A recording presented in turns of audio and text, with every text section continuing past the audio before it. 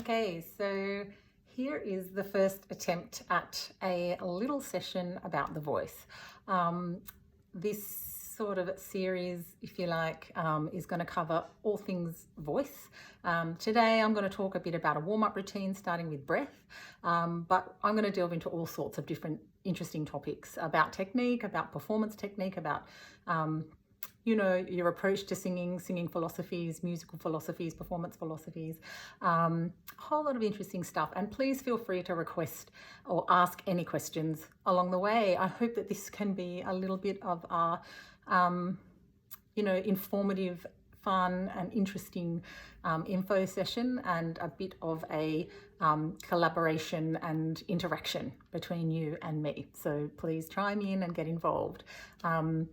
So first up, I just wanted to start with the basics. This is something that I do if I get a new student or if I'm talking to someone about the voice.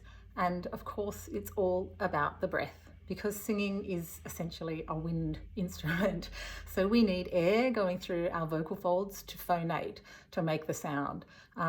So it's like playing any other wind instrument. If you want to make a sound out of saxophone, you've got to blow through it.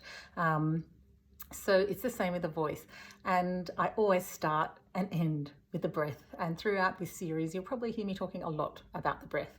But to start with, I just want to talk about this concept that, in terms of singing and the process, we want to shift our thinking from the false truth that all the sound sort of happens up here and all the exciting stuff happens up here, to down here, where the breath and the diaphragm, our breath control support muscles, are kind of happening.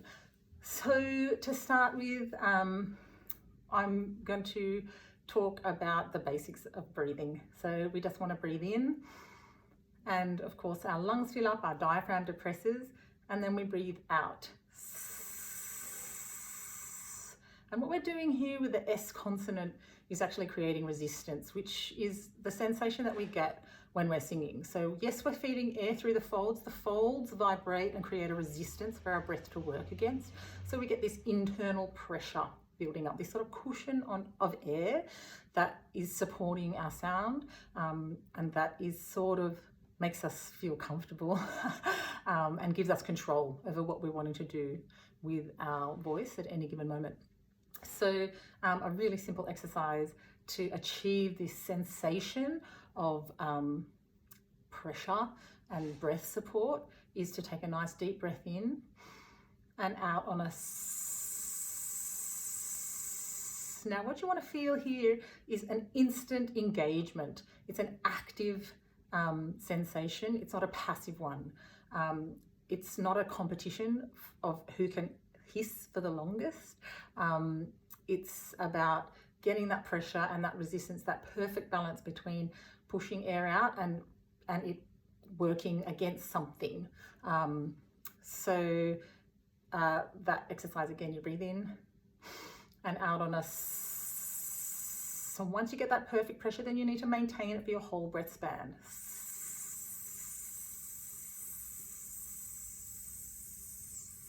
Right to the end, and then release. Of course, maintaining that pressure is harder towards the end of the breath than it is at the beginning of the breath when our tank is full. And so really the most benefit is achieved in this exercise towards the back half of the breath, when we start to run out of air, because that's the time where our muscles really have to work to keep up that pressure and that energy and that breath support. And they're the muscles that we really want to be engaging when we're singing. That's what people call support muscles. And if you're not using those muscles, chances are you're using these muscles, which are not so effective and not so healthy on the voice. That's it for now. Tune in again next time for a few more pointers on the voice. Yeah.